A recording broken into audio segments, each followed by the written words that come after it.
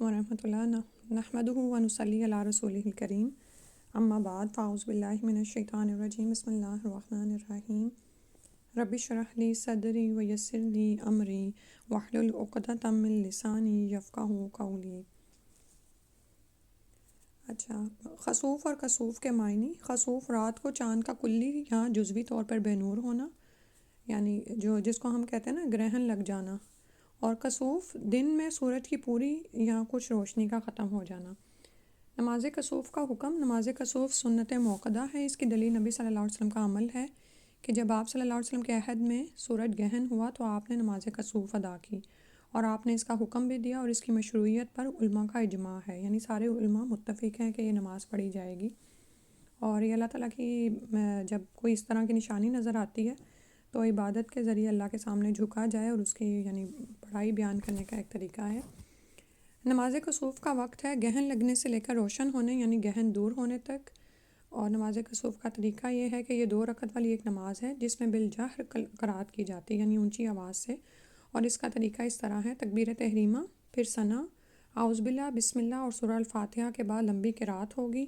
اور پھر لمبا رکوع ہوگا۔ رکوع سے اٹھ کر سمیع اللہ لمن حمدہ کہنے کے بعد پھر سورہ فاتحہ پڑھی جائے گی۔ میرا بلکہ خیال ہے کہ ہم نے یہ پچھلی دفعہ پڑھا تھا، لیکن خیر، تو یعنی 2 دفعہ قرات ہو رہی ہے، ٹھیک ہے، 2 دفعہ ہی سورۃ فاتحہ پڑھی جا رہی ہے، اور اس بار کی قرات پہلی بار سے مختصر ہوگی۔ پھر لمبا رکوع ہوگا لیکن پہلے سے کم، پھر رکوع سے اٹھ کر سمیع اللہ لمن حمدہ کہے گا، پھر 2 لمبے سجدے کرے گا، اور دوسری رکعت پہلی رکعت ہی کی طرح پڑھی جائے گی، لیکن اس میں طول یعنی لمبائی پہلی رکعت کی نسبت کم ہوگا، یعنی اس میں بھی آپ نے 2 ہی رکوع کرنے اور 2 دفعہ ہی تلاوت ہوگی۔ نماز کسوف کی سنتیں کیا ہیں؟ الصلاۃ جامعہ کہہ کر اس کا اعلان کرنا، یعنی نماز کھڑی ہونے والی ہے، یعنی جمع کر رہی ہے اور سب آ جائیں۔ جماعت کے ساتھ ادا کرنا۔ قیام، رکوع اور سجود کو لمبا کرنا۔ دوسری رکعت پہلی سے مختصر ہو۔ نماز کے بعد وعظ کرنا، یعنی نصیحت کرنا اور نیکیوں پر ابھارنا اور برائیوں سے روکنا، کیونکہ یہ اللہ تعالیٰ کی نشانی ہے، اور اللہ تعالیٰ کی نشانیاں انسان کو اللہ کی معرفت دلاتی ہیں، تو انسان کو چاہیے کہ وہ یعنی اس وقت پھر دل بھی نرم ہوئے ہوتے ہیں نا، ٹھیک ہے، یعنی اور پھر یہ بھی کہ سورج گرہن کو اللہ ہی کی طرف منسوب کیا جائے، یعنی اللہ کے حکم سے ہی ہوتا ہے، ادروائز یہ کسی ستارے کی گردش سے یا یہ کہ کسی کے مرنے سے اس طرح نہیں ہوتا۔ اور اس وقت پھر یہ ہے کہ لوگوں کے دلوں کو نرم کیا جائے، اور ان کو کیونکہ آپ یہ دیکھیں کہ جب ہم روٹین میں ہوتے ہیں تو سورج کو نکلتا دیکھتے ہیں، غروب ہوتا دیکھتے ہیں، یا چاند کا نکلنا اور ڈوبنا، تو ہم ایک ود دا فلو ہی بہہ رہے ہوتے ہیں، لیکن جب اس طرح کی نشانیاں نظر آتی ہیں تو یہ دراصل اللہ تعالیٰ اپنی طرف انسان کو دعوت دے رہے ہوتے ہیں کہ وہ انسان جو کفر پر ڈٹا ہوا ہے وہ باز آئے اور اس بات کو سوچے کہ یقیناً اس کائنات کا نظام خود سے نہیں چل رہا، بلکہ ضرور اس کو کوئی ہستی چلا رہی ہے، اور وہ ہستی جو چلا رہی ہے وہ اتنی قدرت والی ہے کہ وہ اتنے بڑے سورج کو گرہن بھی لگا سکتی ہے، ٹھیک ہے۔ اور دنیا میں کتنے ہی ایسے مقامات پر ہیں جہاں پر گہرا سورج گرہن لگا اور دن میں رات کا منظر ہو جاتا ہے۔ اور اسی طرح وہ لوگ جو کہ ایمان لائے ہوئے ہوتے ہیں لیکن ایسی نشانیاں ان کے ایمان میں اضافے کا باعث بن جاتی ہیں، تو پھر اس وقت نصیحت کی جائے لوگوں کو، ان کو نیکیوں پہ ابھارا جائے اور برائیوں سے روکا جائے، اور بکثرت دعا، گریہ زاری یعنی اللہ کے حضور گڑ گڑانا، مناجات پیش کرنا، استغفار یعنی اپنی گناہوں پہ انسان معافی مانگے، اور صدقہ خیرات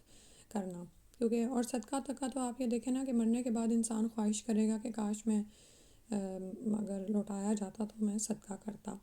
اور استغفار اسی طرح کہ جب اللہ سبحانہ تعالیٰ کی مغفرت آتی ہے تو انسان کو جب اللہ تعالیٰ بخش دیتے ہیں تو پھر اللہ کی رحمت آتی ہے۔ نماز استسقاء بھی ایک طرح کی نماز ہے۔ اس کے معنی ہیں کہ قحط سالی میں اللہ تعالیٰ سے بارش طلب کرنے کے لیے نماز جو پڑھی جاتی ہے۔ نماز استسقاء کی مشروعیت کا وقت جب سوکھا پڑ جائے، یعنی خشک ہو جائے زمین، بارش رک جائے اور اس کی وجہ سے لوگوں کو نقصان پہنچے، تو نماز استسقاء پڑھنا مشروع ہے، اور ایسی حالت میں لوگوں کو اللہ تعالیٰ کی بارگاہ میں خوب گریہ زاری کرنا چاہیے۔ کبھی جماعت میں یا اکیلے نماز ادا کرنا چاہیے، یعنی نماز استسقاء دونوں طرح ہو سکتی ہے۔ کبھی خطیب خطبہ میں اس کی دعا کریں گے اور مسلمان اس کی دعا پر آمین کہیں گے، اور کبھی عام اوقات میں بغیر نماز اور بغیر خطبہ کے بھی دعا کرنی چاہیے۔ اور اب آپ یہ دیکھیں کہ میڈیا کی وجہ سے اتنا وہ ہمیں کمیونیکیشن واسٹ ہو گئی ہے کہ پچھلے ہی دنوں میں دیکھ رہی تھی کہ مکہ میں ہوئی نماز استسقاء ادا کی گئی اور اگلے ہی دن اللہ کے حکم سے بارش بھی ہوئی۔ تو نماز استسقاء کا حکم کیا ہے کہ جب سبب موجود ہو تو نماز استسقاء پڑھنا سنت موقدہ ہے۔ سبب کا مطلب ہے کہ جب بارشیں نہ ہو رہی ہوں اور بالکل خشک سالی سی ہو جائے، اور آپ یہ دیکھیں کہ بعض اوقات بالکل خشک سالی نہیں ہوتی، کہ یعنی فصلیں تو پیدا ہو رہی ہوتی ہیں لیکن موسم میں اتنی خشکی آ جاتی ہے کہ اس کا اثر پھر انسانوں کی صحت پہ پڑتا ہے اور جانوروں کی بھی، یعنی بیماریاں مختلف طرح کی پھیلنا شروع ہو جاتی ہیں۔ تو بارش میں رحمت ہوتی ہے اور وہ بہت ساری بیماریوں کا خاتمہ کر دیتی ہے پھر۔ تو ایسا کوئی سبب جب موجود ہو تو یہ پڑھنا سنت موقدہ ہے، کیونکہ نبی صلی اللہ علیہ وسلم نے یہ نماز پڑھی ہے، جیسا کہ عبداللہ بن زید رضی اللہ عنہ کی حدیث میں ہے کہ نبی صلی اللہ علیہ وسلم استسقاء کے ارادہ سے مصلی یعنی مسجد کے علاوہ جائے نماز پہنچے، قبلہ رخ ہوئے، چادر پلٹی اور 2 رکعت نماز ادا کی۔ اب چادر پلٹی کا مطلب یہ ہے کہ یہ اللہ کے آگے گریہ زاری کا اظہار تھا، اور یعنی کہ ایک ہوتا ہے نا لباس کا اوپر کا حصہ ہوتا ہے جو زیادہ یعنی کہ زینت والا ہوتا ہے، اور پلٹنے کا مطلب یہ ہے کہ یعنی ہم تیرے آگے مسکین ہیں، مجبور ہیں یا رب کہ تو ہماری حالت کو پلٹا کے پھر سے پہلی خوشحالی پہ کر دے، ٹھیک ہے۔ تو یہ نبی صلی اللہ علیہ وسلم کی سنت تھی اور اسی طرح سے کیا جانا چاہیے۔ اور بلکہ مجھے یاد آ رہا ہے کہ یہ جو ریسنٹلی جو نماز پڑھی گئی مکہ میں، اس میں انہوں نے یہ، بلکہ ابھی بھی وہ ویڈیو موجود ہوگی اگر آپ چیک کریں، تو اس میں انہوں نے چادر بھی پلٹائی تھی، یعنی سنت پر پوری طرح سے عمل کیا امام نے۔ اور استسقاء کا مطلب ہوتا ہے، یہ باب استفعال سے ہے، عربی میں باب ہوتے ہیں، سقا آپ نے اردو میں بھی سنا ہوگا، پانی پلانا، تو اس شروع میں باب استفعال یعنی الف سین تا لگ جائے تو اس کا یہ مطلب ہوتا ہے کہ کوئی چیز طلب کرنا، یعنی اللہ تعالیٰ سے پانی کی دعا مانگنا، پانی طلب کرنا۔ نماز استسقاء کی ادائیگی کا طریقہ کیا ہے؟ جائے ادائیگی کے اعتبار سے نماز استسقاء نماز عید ہی کی طرح ہے، چنانچہ نماز استسقاء مصلی میں پڑھنا مستحب ہے اور اس کے احکام نماز عید کے احکام سے مشابہت رکھتے ہیں۔ اس کی بھی 2 رکعت نماز ہے جو خطبہ سے پہلے پڑھی جائے گی، اونچی آواز میں قرات کی جائے گی اور پہلی اور دوسری رکعت میں زائد تکبیریں کہیں جائیں گی، جیسا کہ ان باتوں کا ذکر نماز عیدین کے بیان میں گزر چکا، یعنی وہاں پر بھی کیا ہے، زائد تکبیرات یعنی ایکسٹرا تکبیرات ہوتی ہیں اور ایک خطبہ ہوگا۔ پھر اس کے بعد نماز جنازہ ہے۔ اولاً حالت نزا میں مبتلا شخص کے ارد گرد رہنے والوں سے متعلق احکامات، یعنی نماز جنازہ کے بیان سے پہلے انہوں نے تھوڑے سے مزید احکامات پہلے سے دے دیے ہیں، جو ہم ویسے بھی ہم پڑھتے بھی رہتے ہیں تو دہراتے ہیں ان کو، کہ جو حالت نزا میں مبتلا شخص کے پاس موجود ہو، نزا کا مطلب ہوتا ہے کھینچنا، یعنی جب کسی شخص کی ایسی حالت ہو کہ روح اس کے جسم سے نکالی جا رہی ہو اللہ کی طرف سے، تو اس کے پاس موجود شخص کو چاہیے کہ ایسے شخص کو لا الہ الا اللہ کی تلقین کرے، اسے قبلہ رخ کرنا سنت ہے، وفات کے وقت اس کی آنکھیں بند کر دینا مستحب ہے، وفات کے بعد میت کو کسی کپڑے سے ڈھانپ دینا سنت ہے، اس کی تجہیز میں جلدی کرنی چاہیے، یعنی تجہیز یعنی اس کو کفن وغیرہ پہنانا، اس کے قرضوں کی ادائیگی میں بھی جلدی کرنی چاہیے۔ تو تجہیز کا مطلب ہوتا ہے، جہازہ کا مطلب ہوتا ہے سامان تیار کرنا، ٹھیک ہے، یعنی اس کو اس کے اگلے گھر تک پہنچانے میں دیر سے کام نہیں لینا چاہیے، اور اگر اس کے قرضے وغیرہ رہتے ہیں تو وارثوں کو چاہیے کہ اس کے قرضوں کی ادائیگی کا اہتمام کریں، کیونکہ وراثت تب تک تقسیم نہیں کرنی چاہیے جب تک کہ قرض وغیرہ کی ادائیگی نہ ہو جائے، اور اگر وصیت جو ہے وہ اگر 1/3 کے اندر ہے تو وہ بھی وہ کر چکا ہو۔ اور میت کو غسل دیا جائے گا اور کفنایا جائے گا، اور یہ دونوں فرض کفایہ ہیں، یعنی ایک تو ہوتا ہے نا کہ سب پہ فرض ہوتا ہے، ٹھیک ہے، لیکن یہ ہے کہ جو اس کو کر دے گا، کوئی بھی کر دے گا ان وارثوں میں سے تو سب کے طرف سے کافی ہو جائیں گے۔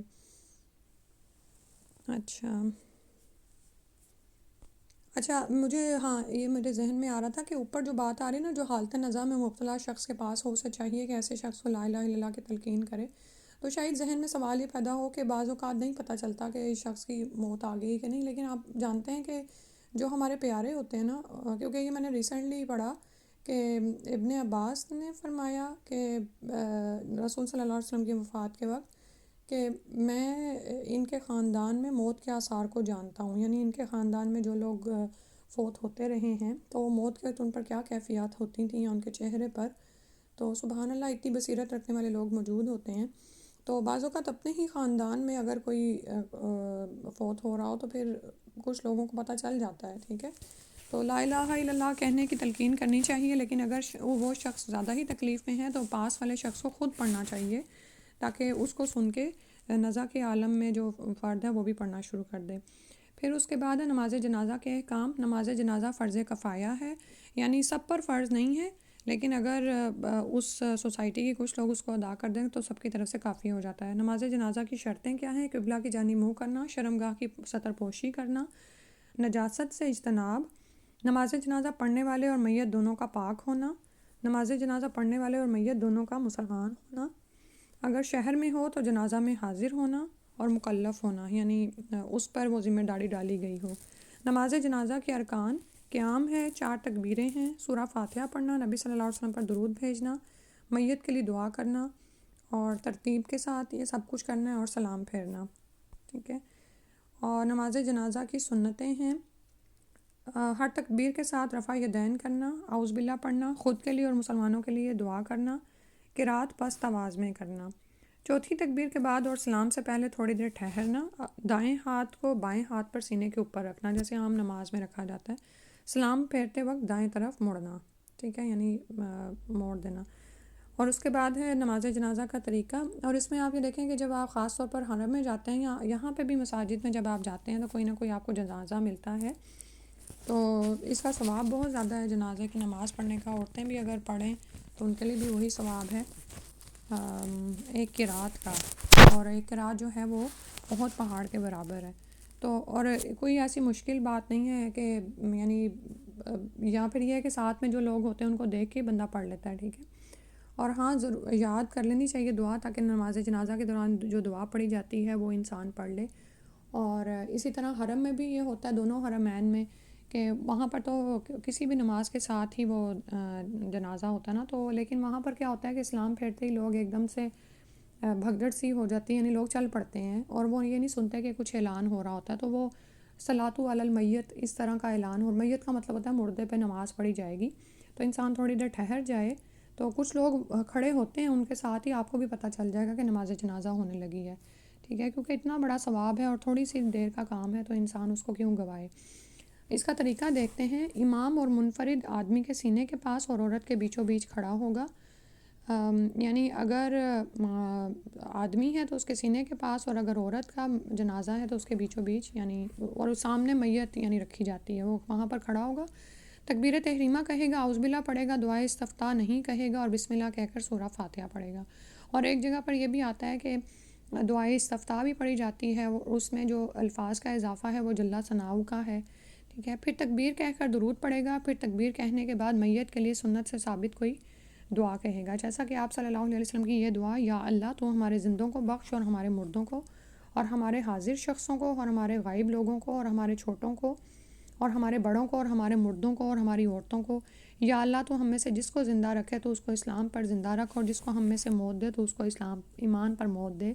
یا اللہ ہمیں اس کے اجر سے محروم نہ کر اور اس کے بعد ہمیں گمراہ نہ کر. یعنی یہ اتنی خوبصورت دعا ہے اور سب لوگوں کے لیے ہو جاتی ہے کہ ہمارے مردوں کو، عورتوں کو، زندوں مردوں کو، چھوٹے بڑے، حاضر غائب. اور پھر یہ کہ آپ یہ دیکھیں کہ جب انسان زندہ ہوتا ہے نا تو اسلام کا اس پہ ٹیگ ہوتا ہے، یعنی زبان سے اس نے اسلام کہا ہوتا ہے، یعنی گواہی دی ہوتی ہے شہادتین کی. اس کے دل کا کیا معاملہ ہے وہ ہم نہیں جانتے ہوتے، ٹھیک ہے، لیکن جو شخص شہادتین پڑھ لیتا ہے تو وہ دائرہ اسلام میں تصور کیا جاتا ہے، ٹھیک ہے. تو دعا بھی کتنی خوبصورت ہے کہ یا اللہ اس کو جس کو تو زندہ رکھے اس کو اسلام پر زندہ رکھ، اور جس کو ہم میں سے موت دے تو اس کو ایمان پر موت دے. اور ایمان کیا ہے کہ آپ کے قلبی کیفیت کا نام ہے کہ آپ کے عقائد کیا ہیں، ٹھیک ہے، تو اسی پر ہی آپ کا پھر امتحان ہونا ہے. تو بہت خوبصورت دعا ہے. اور اسی طرح آپ صلی اللہ علیہ وسلم کی یہ دعا کہ اللہ اسے بخش دے اور اس پر رحم فرما اور اسے عافیت دے اور اسے درگزر فرما. یعنی درگزر کا مطلب ہوتا ہے کہ اس کے گناہوں سے بالکل ہی عفو فرما، اور یعنی اس کی پوچھ بھی نہ ہو، اور اس کی مہمان نوازی اچھی کر اور اس کی قبر فراخ یعنی کشادہ کر دے، کھلی کر دے، اور اسے اس کے گناہ دھو دے پانی، برف اور اولوں کے ساتھ. اب یہ دیکھیں کہ اب سائنس آپ کو بتاتی ہے کہ پہلے زمانے میں ہوتا تھا کہ گرم پانی سے لوگ داغ صاف کرتے تھے، لیکن اب پتہ چلتا ہے کہ کچھ ایسے بڑے بڑے داغ جیسے خون کا داغ ہے وہ ٹھنڈے پانی سے نکلتا ہے یا برف اولوں کے ساتھ. تو سبحان اللہ، یعنی کہنے کا مطلب یہ ہے کہ اللہ اس کے گناہوں کو دھو دے پانی برف اور اولوں کے ساتھ، یعنی بالکل اس کو پاک صاف کر دے اور اسے گناہوں سے اس طرح صاف کر دے جیسے تو نے سفید کپڑے کو میل کچیل سے کر دیا، صاف کر دیا ہے، اور اسے بدلے میں ایسا گھر دے جو اس کے گھر سے زیادہ بہتر ہو، اور ایسے گھر والے جو اس کے گھر والوں سے زیادہ بہتر ہوں، اور ایسی بیوی دے جو اس کی بیوی سے زیادہ بہتر ہو، اور اسے جنت میں داخل فرما اور قبر کے عذاب اور آگ کے عذاب سے بچا. پھر تکبیر کہہ کر تھوڑی دیر ٹھہرے گا اور دائیں جانب ایک سلام پھیرے گا، اور 2 سلام کے ساتھ بھی کوئی روایت ملتی ہے. اس کے بعد تیسرا مطلب، اچھا اب یہاں تک ہماری جون سی ہے نا وہ ہو گئی ہے، نماز کا ٹاپک ختم ہوا ہے، ٹھیک ہے. اور اب تیسرا جو ہے وہ زکوٰۃ کا ہے. آج یہ شروع کر لیتے ہیں. زکوٰۃ کی تعریف اور اس کا مقام و مرتبہ. زکوٰۃ کے معنی ہیں، لغوی معنی ہیں بڑھنے اور زیادہ ہونے کے. شریعت کی اصطلاح میں زکوٰۃ متعینہ مالوں میں مخصوص لوگوں کے واجب شرعی حق کو کہتے ہیں، یعنی جو ہمارے مال اللہ تعالیٰ نے ہمیں دیے ہیں اور اس میں اللہ سبحانہ تعالیٰ نے کچھ لوگوں کا حق رکھا ہے، حق للسائل والمحروم. تو اور یہ ان کا حق ہے، یعنی اگر آپ کا مال اس لمٹ تک پہنچ جاتا ہے تو معاشرے کے غریبوں مسکین اداروں کا اس میں حصہ ہے اور یہ ان کا شرعی حق ہے، ٹھیک ہے. تو جہاں پر بھی اسلامی حکومت قائم ہوگی پھر وہ زکوٰۃ کا ایک نظام قائم کرے گی اور اس میں پھر اس کے امیروں سے مال لے کر غریبوں کی طرف لوٹایا جائے گا. یہ اسلام کا تیسرا رکن ہے. زکوٰۃ اتنی اہم عبادت ہے کہ اسے اللہ تعالیٰ نے قرآن کریم میں نماز کے ساتھ 82 جگہوں پر ذکر کیا ہے. ارشاد باری تعالیٰ ہے، اور نماز قائم کرو اور زکوٰۃ ادا کرو. سورہ البقرہ کی آیت نمبر 43 ہے. اور اللہ کے نبی صلی اللہ علیہ وسلم نے فرمایا ہے اسلام کی بنیاد 5 چیزوں پر ہے: اس بات کی گواہی دینا کہ اللہ کے سوا کوئی سچا معبود نہیں اور بے شک محمد صلی اللہ علیہ وسلم اللہ کے سچے رسول ہیں، اور نماز قائم کرنا، زکوٰۃ ادا کرنا، خانہ کعبہ کا حج کرنا اور رمضان کے روزے رکھنا. اور یہ کتاب بھی آپ یہ دیکھیں کہ انہی احکامات پر مشتمل ہے. تو ہمیں یعنی یہ تو وہ باتیں ہیں نا کہ جو انسان کو، ہر عام آدمی کو بھی ان کا پتہ ہونا چاہیے اور اسے کرنی چاہیے. اور ان کا بھی جو ہے علم انسان کو سیکھتے سکھاتے رہنا چاہیے، کیونکہ جب انسان سکھاتا بھی رہتا ہے تو پھر بھی اس کے علم کا جو ہے وہ ایک طرح سے تازہ ہوتا رہتا ہے اس کا علم. زکوٰۃ کی فرضیت پر مسلمانوں کا اجماع ہے، اور اس بات پر بھی کہ جو زکوٰۃ کے وجوب کا انکار کرے وہ کافر ہے، اور جو زکوٰۃ دینے سے انکار کرے اس سے جنگ کی جائے گی، ٹھیک ہے. یعنی یہ ایک فرض ہے، جیسے آپ کو بتایا کہ اسلامی حکومت کا فرض ہے کہ جب وہ اسلامی نظام کو قائم کرے تو زکوٰۃ کا پورا نظام قائم ہوگا. اور پھر اس میں جب کوئی شخص زکوٰۃ کے واجب ہونے کا انکار کرتا ہے تو وہ تو مسلمان ہی نہیں ہے، یعنی اس نے تو یہ، کیونکہ اسلام کی بنیاد ہی یہ اسلام کا ستون ہے، اس کا رکن ہے ایک، ٹھیک ہے. تو اگر وہ کوئی انکار کرتا ہے تو وہ کافر ہے، ٹھیک ہے. اور جو زکوٰۃ دینے سے انکار کر دیتا ہے اس سے پھر جنگ کی جائے گی. زکوٰۃ کے وجوب کی شرطیں. آزادی، اس لیے غلام پر زکوٰۃ واجب نہیں کیونکہ اس کا ذاتی کوئی مال نہیں ہوتا، کیونکہ ابھی ہم نے اوپر جیسے پڑھا نا کہ کسی شخص کو اس زمین پر مال کا مالک بنایا جاتا ہے، لیکن اللہ سبحانہ تعالیٰ نے کچھ دوسرے لوگوں کا حق اس کے مال میں رکھا ہوا ہوتا ہے، ٹھیک ہے، جو اس کو ادا کرنا ہے. لیکن کوئی ایسا شخص ہے جس کا کوئی ذاتی مال ہی نہیں ہے، وہ تو خود کسی کا غلام ہے، تو کیونکہ اس کے پاس جو کچھ بھی ہوتا ہے اس کے مالک کی ملکیت ہوتا ہے، لہٰذا اس کی زکوٰۃ اس کے مالک کے ذمہ ہوگی. تو پہلی شرط کیا ہے کہ جس پر زکوٰۃ واجب ہو رہی ہے وہ آزاد ہو. دوسرا ہے اسلام. کافر پر زکوٰۃ واجب نہیں کیونکہ یہ عبادت ہے اور کافر کا عبادت سے کوئی سروکار نہیں. پھر ہے نصاب کا مالک ہونا. اس سے کم میں زکوٰۃ واجب نہ ہوگی. نصاب مال کی ایک متعین مقدار کا نام ہے، یعنی وہ آگے پھر انہوں نے ڈیٹیل میں بتائیں گے کہ کتنا مال ہو اور اس کو پورا سال گزر جائے تو پھر زکوٰۃ واجب ہو جاتی ہے. مکمل ملکیت کے انسان اس مال کا مکمل مالک ہو، اس لیے ایسے مال میں زکوٰۃ واجب نہیں ہوتی جس کی ملکیت پوری طرح ثابت نہ ہوئی ہو، ٹھیک ہے. اور اس کی ڈیٹیل میں پھر یہ ہے کہ بعض اوقات جیسے یعنی کہ عورتوں کو ان کے خامندوں کی طرف سے کچھ ایسا زیور پہنایا جاتا ہے جو حق مہر کے علاوہ ہوتا ہے، ٹھیک ہے. وہ لوگ جو ہیں یعنی ماں باپ بیٹے اور بہو کو اکٹھا ہی دے رہے ہوتے ہیں کہ تمہارے لیے، ٹھیک ہے. تو پھر اس پر ملکیت جو ہے وہ اب آپس میں میاں بیوی کو پتہ ہونا چاہیے کہ کس کی ملکیت ہے، کیونکہ بیوی یہ نہیں کر سکتی کہ وہ کہے کہ چونکہ مجھے یہ زیور پہنایا گیا ہے تو میں اس کی مالک ہوں، میں اس کو جہاں چاہے استعمال کروں اور اس کی زکوٰۃ بھی مجھ پر ہی واجب ہے. بلکہ یہ چیزیں ان کے درمیان صاف اور واضح ہونی چاہیے، کیونکہ بعض اوقات اس طرح کے احکامات سے نا عورتیں بڑی کنفیوز سی ہو جاتی ہیں۔ تو یاد رکھیے کہ اگر تو انہوں نے زیور بطور جیسے ہوتا ہے نا کہ ہم ہر بچے کو الگ سے کچھ نہ کچھ دیتے ہیں، ٹھیک ہے، تو وہ کپل کے لیے ہوتا ہے، یعنی کہنے کو تو وہ زیور پہنے گی تو عورت ہی، لیکن وہ مال مرد کا تصور ہوتا ہے، ٹھیک ہے، مرد نے اس کو پہنایا ہوتا ہے۔ اور کیونکہ اس بات پہ بعض اوقات لوگ یہ کہتے ہیں کہ جب وہ پہنا دیا تو اس کو پھر واپس کر لینا، تو یہ باتیں شروع میں ہی پوچھ لینی چاہیے، کیونکہ بعض اوقات لوگ صرف دکھاوے کے لیے پہنا رہے ہوتے ہیں زیور وغیرہ، گولڈ کے سیٹس، ٹھیک ہے، اور بعد میں وہ بطور کنز کے رکھ لیتے ہیں اپنے، کہ وہ خزانے ہیں، ان کے ایسٹس ہیں، تو بعد میں کام آئیں گے، تو پھر اس پہ ظاہر ہے وہ زکوٰۃ وغیرہ بھی دے رہے ہوتے ہیں۔ لیکن اس کے علاوہ وہ زیور جو عورت کو اپنے والدین کی طرف سے ملتا ہے، ٹھیک ہے، اور والدین نے اس کو یعنی کہ بطور تحفۃً دیا ہوتا ہے، جس کو آپ عام ٹرم میں جہیز لوگ کہتے ہیں، تو پھر وہ اس کی ملکیت ہے، ٹھیک ہے، تو لیکن اس کو بھی استعمال کرتے ہوئے کم از کم اس کے خامند کو پتہ ہونا چاہیے کہ، کیونکہ بعض اوقات لڑائیاں انہی باتوں پہ ہو جاتی ہیں، کیونکہ میاں بیوی ٹھیک ہے وہ اس کی مکمل مالک ہے، لیکن ان کے آپس میں اچھے تعلقات کے لیے ضروری ہے کہ آپس میں ان کی یہ اتنی ضرور کمیونیکیشن ہو کہ انہیں یہ ساری باتوں کا پتہ ہو، ٹھیک ہے۔ پھر اس کے بعد ہے مال پر 1 سال کی مدت کا گزر جانا۔ عائشہ رضی اللہ عنہ کی مرفوع حدیث ہے، کسی مال میں اس وقت تک زکوٰۃ نہیں جب تک اس پر 1 سال نہ گزر جائے، ٹھیک ہے، یعنی جب آپ نے خریدا۔ عموماً ہمارے ہاں کیا ہوتا ہے کہ لوگ رمضان میں زکوٰۃ دے رہے ہوتے ہیں، تو ٹھیک ہے کیونکہ رمضان میں اعمال کا ثواب بڑھ جاتا ہے، لیکن اس میں یہ احتیاط کرنی چاہیے کہ اگر رمضان آپ نے سال گزار کے اس کے بعد اس رمضان میں زکوٰۃ دینی شروع کیا تو آپ نے یقیناً کچھ حصہ زکوٰۃ کا مس کر دیا ہے، ٹھیک ہے، تو وہ پھر یا تو یہ آپ کریں کہ مثلا آپ نے 2-3 مہینے پہلے ہی مال لیا ہے، تو ابھی تو رمضان آ گیا اور اس پہ تو ابھی زکوٰۃ واجب نہیں ہوئی ہے، ٹھیک ہے، تو یہ ہے کہ سال گزرنے پر اس کی پوری وہ کیلکولیشنز وغیرہ کر لی جائیں،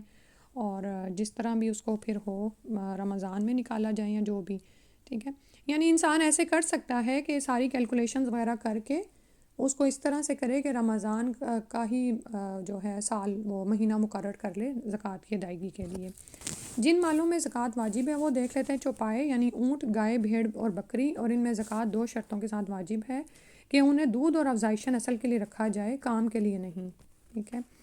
چرنے والے ہوں اس لیے ان چوپایوں میں زکوٰۃ واجب نہیں جنہیں خرید کر یا کہیں سے لا کر چارہ دیا جائے، اور ان میں بھی کوئی زکوٰۃ نہیں جو پورے سال یا سال کے اکثر دنوں میں نہیں چرتے ہیں، ٹھیک ہے۔ اس کے بعد ہے چوپایوں کا نصاب۔ اونٹوں کی زکوٰۃ شروط مکمل ہونے کے بعد ہر 5 اونٹوں میں 1 بکری واجب ہے، یعنی اب جو اوپر کی شرطیں پوری ہو گئیں کہ وہ آزاد بھی ہے، مال بھی اس کا ہے، اور وہ نصاب بھی پورا ٹچ کر رہا ہے، یعنی اور سال بھی گزر گیا ہے، تو پھر اگر اس کے پاس 5 اونٹ ہیں تو اس پر 1 بکری کی زکوٰۃ دے گا، 10 اونٹ ہیں تو 2 بکریاں ہو جائیں گی، 15 میں 3 اور 20 میں 4، جیسا کہ سنت اور اجماع سے یہ ثابت ہے۔ جب اونٹ 25 ہو جائیں تو ان میں 1 بنت مخاض واجب ہوگی۔ بنت مخاض کیا ہے؟ وہ اونٹنی جو دوسرے سال میں داخل ہوئی ہو، اگر بنت مخاض موجود نہ ہو تو ابن لبون کافی ہوگا، ٹھیک ہے، اور جب اونٹوں کی تعداد 36 کو پہنچ جائے یعنی 36 ہو جائیں تو ان میں 1 بنت لبون واجب ہوگی، اور وہ کیا ہے؟ بنت لبون وہ اونٹنی ہے جس کے 2 سال پورے ہو گئے ہوں۔ پہلی والی جو تھی اونٹنی وہ دوسرے سال میں داخل ہوئی ہے، اور یہاں پر جو ہے وہ 2 ایئرس کی پوری ہو گئی ہے۔ اگر اونٹوں کی تعداد 46 یعنی 46 ہو جائے تو ان میں 1 حقہ واجب ہوگی۔ حقہ کیا ہے؟ وہ اونٹنی جس نے 3 سال پورے کر لیے ہوں۔ اچھا، ہو سکتا ہے کوئی یہ سوچے کہ یہ تو میرے تو ریلیٹڈ وہ نہیں ہے، لیکن بات وہی ہے کہ دین کا علم سیکھنا اور پھر یہ کہ سکھانا، اور خاص طور پر وہ لوگ جو کہ اس میں مہارت رکھتے ہیں تو ضرور سیکھیں تاکہ لوگوں کو آگے یہ بتا سکیں، ٹھیک ہے، کیونکہ آج فی زمانہ بھی آپ یہ دیکھیں کہ اونٹ لیے جاتے ہیں بطور وہ رکھے بھی جاتے ہیں اور نصاب کو پہنچتے بھی ہیں، تو پھر اسی حکم کے مطابق عمل ہوگا، اور پھر یہ ساری جو چیزیں ہیں یہ احادیث سے اخذ کی گئی ہیں، اور آپ یہ دیکھیں کہ نبی صلی اللہ علیہ وسلم نے فرمایا تھا نا کہ اللہ اس شخص کے چہرے کو تر و تازہ رکھے جو ہم سے کوئی بات سنے اور آگے پہنچائے، اور مفہوم حدیث ہے، اور بعضوں کا جو سننے والے ہوتے ہیں نا، یعنی آگے وہ پہنچانے والوں سے زیادہ یاد رکھنے والے ہوتے ہیں، ٹھیک ہے، اور بعض اوقات کیا ہوتا ہے کہ دین کا کوئی حکم اس پر ہم تو نہیں عمل کر رہے ہوتے یا ہمارے وہ ریلیٹڈ نہیں ہے، لیکن کسی دوسرے شخص کو اس کی ضرورت ہوتی ہے، تو یہ سب کچھ آپ کے لیے پھر آخرت کے لیے توشہ آخرت ہی بنے گا۔ اس کے بعد ہے کہ اگر اونٹوں کی تعداد 61 یعنی 61 ہو جائے تو ان میں ایک جزا واجب ہوگی۔ جزا کیا ہوتی ہے؟ جو اونٹنی جس نے 4 سال پورے کر لیے ہوں۔ جب اونٹوں کی مجموعی تعداد 76 کو پہنچ جائے تو ان میں 2 بنت لبون واجب ہوں گی۔ جب اونٹوں کی تعداد 91 ہو جائے 91 تو ان میں 2 حقہ واجب ہوں گی۔ اور جب اونٹوں کی تعداد 120 سے ایک زیادہ ہو جائے تو ان میں 3 بنت لبون واجب ہوں گی، اور اس کے بعد ہر 40 میں ایک بنت لبون اور ہر 50 میں ایک حقہ واجب ہوگی۔ اس کے بعد ہے گائے کی زکوٰۃ۔ شروط مکمل ہونے کے بعد جب گائیں 30 کی تعداد کو پہنچ جائیں تو ان میں ایک طبی یا طبیہ واجب ہوگی۔ طبی یا طبیہ اس بچیاں یا بچڑے کو کہتے ہیں جس کی عمر 1 سال کی ہو چکی ہو۔ اگر 30 سے کم ہوں تو ان میں کچھ بھی واجب نہ ہوگا۔ اور جب ان کی تعداد 40 کو پہنچ جائے تو ان میں ایک مسحبتہ دانتوں والی گائے واجب ہوگی۔ اور مسنہ کیا ہے کہ جس کے 2 سال پورے ہو گئے ہوں۔ میرا خیال ہے یہ جو ہے نا رائٹنگ کی غلطی، یہ مسنہ ہی ہے۔ مسنہ کا مطلب یہ ہوتا ہے کہ جس کے 2 سال پورے ہو گئے ہوں۔ اور جب ان کی تعداد 40 سے زیادہ ہو جائے تو ہر 30 میں ایک طبی یا طبیہ اور ہر 40 میں ایک مسنہ واجب ہوگی۔ اور پھر بھیڑ اور بکری کی زکوٰۃ ہے۔ بھیڑ یا بکری کی تعداد 40 ہو جائے تو ان میں ایک بکری یا 1 سال سے کم عمر کا ایک بھیڑ کا بچہ واجب ہوگا، اور 40 سے کم میں کوئی زکوٰۃ نہیں۔ اب یہ دیکھیں کہ اللہ سبحانہ وتعالیٰ کی کتنی مہربانی ہے کہ کوئی یہ نہیں ہے کہ عام اگر آپ نے کوئی گائے بھینس لی ہے تو اس پہ ہی آپ کو زکوٰۃ دینی پڑے گی، یا جس کا آپ دودھ لیتے ہیں، بلکہ یہ وہ ہیں جس کا جیسے اوپر ہم نے پڑھا کہ یہ یقیناً پھر جو ہے تجارتی مقاصد کے لیے رکھی گئی ہوتی ہیں، ٹھیک ہے۔ تو اور پھر یہ کہ جب ان کی تعداد ایک خاص حد کو پہنچتی ہے اور سال، تو پھر اس کے بعد ان پر جو ہے وہ زکوٰۃ واجب ہوتی ہے۔ تو جیسے ہم دیکھ رہے ہیں کہ 40 سے کم بکریاں ہیں تو ان میں کوئی زکوٰۃ نہیں۔ جب بھیڑ یا بکری 121 ہو جائے تو ان میں 2 بکریاں واجب ہوں گی، اور جب 201 کی تعداد کو پہنچ جائے تو ان میں 3 بکریاں واجب ہوں گی، اور اس کے بعد ہر 100 میں ایک بکری واجب ہوگی، جیسے 400 میں 4 بکریاں، یعنی ایک ایک بکری پھر بڑھاتے جائیں گے۔ اس کے بعد ہے زمینی پیداوار کی زکوٰۃ۔ اب یہ بھی آپ یہ دیکھیں کہ دین کیونکہ اس کی اتنی قدر نہیں رہی اور انسان کی آخرت سے نگاہیں ہٹتی چلی جا رہی ہیں، تو پھر کیا ہوتا ہے کہ خاص طور پر ہمارے دیہاتی علاقوں میں تو اتنا عام ہے ہی نہیں، حالانکہ ہم دیکھ رہے ہیں کہ زکوٰۃ واجب ہے اور یہ دین کا ایک حکم ہے، اور اس کے وجوب کا انکار کرنے والا کافر ہے۔ تو یہاں پہ ہم دیکھتے ہیں زمینی پیداوار کی زکوٰۃ کیا ہے کہ زمینی پیداوار کی 2 قسمیں ہیں، اناج اور پھل، اور پھر معدنیات۔ اور میرے ذہن میں یہ بھی خیال آ رہا ہے کہ جب انسان کوئی شہادتین پڑھ دے تو انسان اس پہ پختہ کرے، اللہ اور اس کے رسول کی معرفت دے صلی اللہ علیہ وسلم، ان کی محبت پیدا کرنے کی کوشش کرے، پھر اس کو نماز کا حکم دے، جب وہ نماز پر آ جائے تو پھر اس کو آگے پھر یہ زکوٰۃ کے احکامات سکھائے جائیں، ٹھیک ہے، یعنی اسٹیپ بائی اسٹیپ چلا جائے۔ تو آگے دیکھتے ہیں پہلی قسم اناج اور پھل ہے۔ اناج جیسے گیہوں، جو اور چاول میں زکوٰۃ واجب ہے، اور پھلوں میں بھی جیسے کھجور اور کشمش۔ ان کے علاوہ دوسرے پودوں جیسے سبزی ترکاری وغیرہ میں زکوٰۃ واجب نہیں ہے، کیونکہ آپ جانتے ہیں کہ ان کے اوپر بیس بھی نہیں کر رہا ہوتا اتنا مال، یہ تو ساتھ ساتھ خراب بھی ہوتی ہیں۔ اناجوں اور پھلوں میں زکوٰۃ کے وجوب کی شرطیں کیا ہیں کہ انہیں جمع کر کے رکھا جائے، اس لیے ایسے پھلوں اور سبزیوں میں زکوٰۃ واجب نہیں ہوگی جو رکھے نہیں جاتے۔ پھر یہ کہ وہ ناپی جانے والی چیزیں ہوں، اس لیے ان چیزوں میں زکوٰۃ واجب نہیں ہوگی جو گن کر یا وزن کر کے بیچی جاتی ہیں، جیسے تربوز، پیاز، انار، ان میں زکوٰۃ نہیں ہے۔ اور پھر اسی طرح اس میں بھی وہی رول ہے کہ نصاب کو پہنچ جائیں، جو کہ 5 وسق ہے، اس سے کم میں کوئی زکوٰۃ نہیں ہے۔ زکوٰۃ کے وجوب کے وقت نصاب کو پہنچا ہوا یہ مال ملکیت میں ہو، یعنی جس وقت زکوٰۃ واجب ہو، یعنی جو ٹائم پیریڈ ہے اس وقت تک یہ مال اس آدمی کی پراپرٹی ہو، ٹھیک ہے۔ لہٰذا اگر کوئی وجوب زکوٰۃ کے وقت کے بعد اس کا مالک بنے، جیسے فصل کی کٹائی کے بعد اسے خریدے یا اسے ہدیہ کیا جائے، تو اس میں زکوٰۃ واجب نہیں ہوگی، کیونکہ ابھی ٹائم پیریڈ نہیں گزرا، ٹھیک ہے۔ تو اناجوں اور پھلوں میں زکوٰۃ کے وجوب کا وقت بدو صلاح، جب اناج استعمال کے قابل ہو جائے، اس کے بعد اناجوں اور پھلوں میں زکوٰۃ واجب ہوتی ہے۔ بدو صلاح کی علامات انہوں نے مندرجہ ذیل ہیں دی ہوئی ہیں، کچھ الفاظ مشکل ہیں لیکن ان کو الحمدللہ انہوں نے ایکسپلین بھی کیا ہوا ہے کہ اناج میں کیا ہے کہ جب اس کا دانہ سخت ہو جائے تو یہ زکوٰۃ کے واجب ہونے کی علامت ہے، کیونکہ اس سے پہلے تو ابھی اس کی حالت ہی نہیں ظاہر ہوئی کہ وہ کتنا آپ کو پھل دے گا، وہ یعنی نفع دے گا اور کیا صورتحال ہوگی اس کی۔ پھر ہے کھجور میں جب وہ لال یا پیلی ہو جائے، یعنی آپ یہ دیکھیں نا کہ بہت سا پھل تو بور ہی بنتا ہے اور وہ گر جاتا ہے. تو جب کھجور لال یا پیلی ہوگی تو پھر اس کا زکوٰۃ واجب ہوگی. انگور جب نرم اور میٹھا ہو جائے. تو اناجوں اور پھلوں کا نصاب، اناجوں اور پھلوں کا نصاب 5 وسق ہے اور ایک وسق 60 صاع ہوتا ہے. چنانچہ ان کا نصاب 300 صاع نبوی ہوگا اور نصاب کلو گرام میں 900 کلو ہوگا. اور اناجوں اور پھلوں میں واجب زکوٰۃ کی مقدار، جب فصل کی سینچائی بلا اخراجات اور مشقت کی ہوئی ہو، اس میں 10واں حصہ واجب ہوگا، جسے بارش یا چشمے کے پانی سے سینچا گیا ہو. ٹھیک ہے، یعنی 10th حصہ جو ہے وہ ہوگا. اگر بارش کے پانی سے، یعنی پانی خود سے اس کو نہ دیا ہو فصلوں کو، بلکہ اللہ کی طرف سے وہاں پر چشمے موجود ہوں یا بارش نے فصلوں کو سیراب کر دیا ہو اور آپ کے کوئی بھی اخراجات نہ آئے ہوں اور نہ ہی آپ کو اس میں مشقت کرنی پڑی ہو، تو پھر 10واں حصہ ہے. ٹھیک ہے. لیکن اگر سینچائی اخراجات اور محنت سے ہوئی، جیسے کنویں سے پانی نکال کے دیا کھیتوں کو، آپ کو پتہ ہے اس میں پھر ایفرٹس لگانی پڑتی ہیں، بعض اوقات جانور وہ لگانے پڑتے ہیں یا مشینز ہوتی ہیں. نہر یا مشینوں کا پانی استعمال کیا گیا تو اس میں 20واں حصہ واجب ہوگا، یعنی کم ہو جائے گا، کیونکہ سبحان اللہ، اللہ کو پتہ ہے کہ پیداوار پہ محنت ڈالی گئی ہے اور ظاہر ہے پھر مال بھی لگایا گیا ہے، تو اس کے لحاظ سے 20% اس کا زکوٰۃ واجب ہوگی. ٹھیک ہے، میرا خیال ہے آج اتنا ہی کر لیتے ہیں، کافی ہو گیا. تو باقی انشاءاللہ یہ والا پڑھیں گے اور ساتھ میں رمضان کا پڑھ لیں گے، روزوں کا بھی آگے آ رہا ہے. اور کیونکہ اس میں ابھی معدنیات اور یہ چیزیں کر کے اس کے بعد